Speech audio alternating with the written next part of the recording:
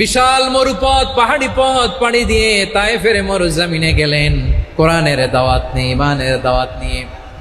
কিন্তু তায়েফের লোকেরা বিশ্বনবীর দাওয়াতকে শুধু প্রত্যাখ্যান করেই থামে নাই, তারা বিশ্বনবীর সাথে অত্যন্ত খারাপ আচরণ করেছে, বিশ্বনবীকে শারীরিকভাবে হেনস্থা করেছে, আমার নবীকে শারীরিকভাবে অত্যাচার করেছে, আমার পেয়ারা নবীর গায়ে পাথর মেরেছে, বিশ্বনবীর গা বেয়ে ঝরঝর করে রক্ত ঝরেছে, নবী জামিনের মধ্যে লুটিয়ে পড়েছেন, আবার মেরেছে, আবার নবী হাঁটতে শুরু করলেন, পেছন থেকে আবার মেরেছে, আবার নবী রক্তাক্ত হয়ে জামিনের মধ্যে লুটিয়ে পড়লেন, আবার মেরেছে।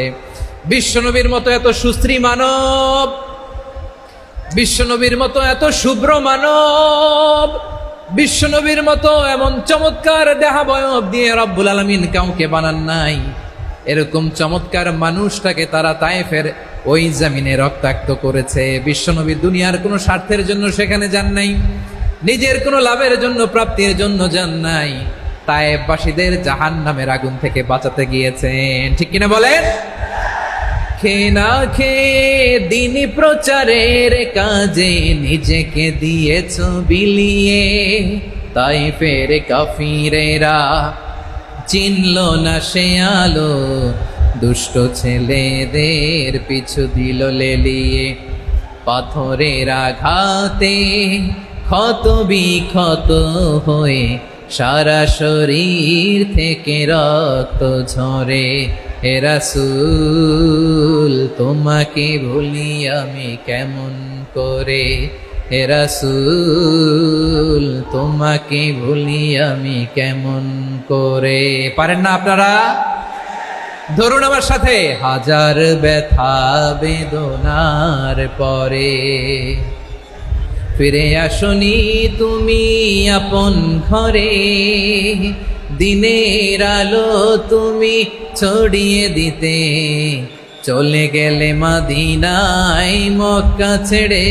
হে রাসূল তোমাকে ভুলি আমি কেমন করে, হে রাসূল তোমাকে ভুলি আমি কেমন করে।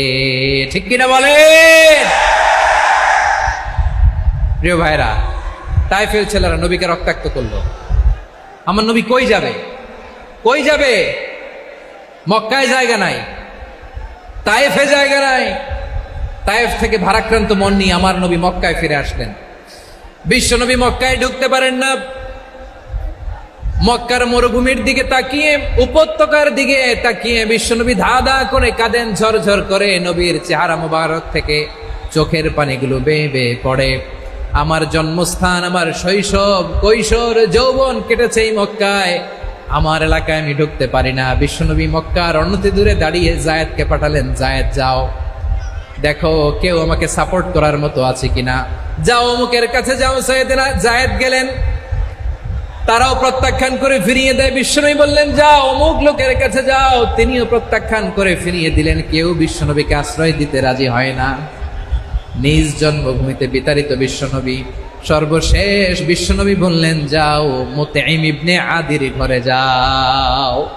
মুতঈম ইবনে আদি মুশরিক, তার কাছে যাও। গেলেন, মুতঈম ইবনে আদি রাজি হয়ে গেল। সুবহানাল্লাহ বলেন।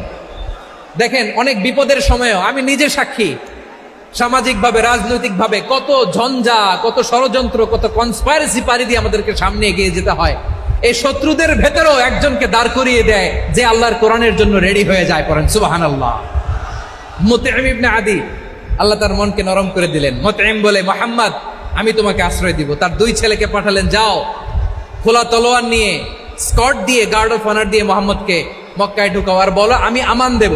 আমান কি দিব? আমান মানে সিকিউরিটি, নিরাপত্তা। সিকিউরিটি ছাড়া, আমান দেওয়া ছাড়া কেউ থাকতে পারতো না মক্কায়। দুই ছেলে বিষ্ণু ইসা ইসলামকে নিয়ে আসলো। নবী কাবার চারদিকে তাওয়াফ করলেন, নামাজ পড়লেন। আবু জাহেল, উতবা, শাইবা, ওয়ালিদ ইবনে মুগীরা সবাই দেখে, কেউ কিছু করতে পারে না। কারণ মুতঈম ইবনে আদি ঘোষণা দিয়েছেন, আমি মুহাম্মদকে আমান দিয়েছি, মুহাম্মদের গায়ে যেন কেউ স্পর্শ না করে। আওয়াজ করে পড়েন সুবহানাল্লাহ।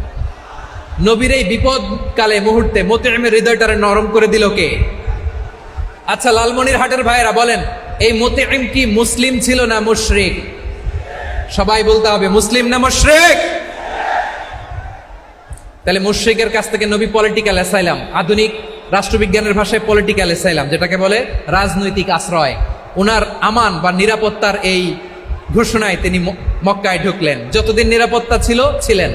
মতিম যখন মারা গেল, বিষ্ণু ইসলাম হিজরত করে মদিনায় চলে গেলেন, সুবহানাল্লাহ। কিন্তু মতিম যে বিশ্বনবীর উপকার করছে এটা বিশ্বনবী ভুলে নাই। আমাদের অনেকে আছে উপকার করার পরে আর খেয়াল থাকে না, খাওয়ার পরে গলা দিয়ে নামলে আর খেয়াল থাকে না, এরকম আছে না নাই? আমার নবী ভুলে নাই। বদরের প্রান্তরে 70 জন কাফেরকে যখন বন্দী করে বিশ্বনবীর সামনে হাঁটু গেড়ে দাঁড় করানো হলো, বসানো হলো, 70 জন কাফের। কয়জন? বিশ্বনবী তাদের দিকে তাকিয়ে বললেন, সহিহ বুখারীর বর্ণনা, লাউ কানাল মুতঈম ইবনে আদি হাইয়ান সুম্মা কাল্লামানি হাউলাই নাতনা লা তারাকতুহুম লাহু। বদরের প্রান্তরে 70 জন বন্দী কাফিরের দিকে তাকিয়ে আমার নবী বললেন, আজকে মুতঈম ইবনে আদি যদি বেঁচে থাকতো আর তোমাদের 70 জনের ব্যাপারে যদি মুতঈম এক বাক্যে একটা সুপারিশ করত, তার সম্মানে আজকে তোদের সবাইকে আমি মাফ করে দিতাম। সুবহানাল্লাহ নাই? ওই যে চিল্লাচিল্লি যে কথা বোঝে নাই, কোন জিনিস মিস করছে ওরা নিজেরাও বোঝে নাই। বিশ্বনবী মুতঈমের এই সাহায্যের কথা বলে নাই। 70 জন মুশরিক হাঁটু গেড়ে বসা, নবী চাইলে এখনই এক্সিকিউশন অর্ডার দিতে পারে। তিনি বললেন, আজকে যদি মুতঈম বেঁচে থাকতো আর মুতঈম যদি তোদের জন্য সুপারিশ করতে, এই আবর্জনাগুলোর ব্যাপারে সুপারিশ করতে, আমি মুহূর্তেই তোদেরকে এমনি মাফ করে দিতাম।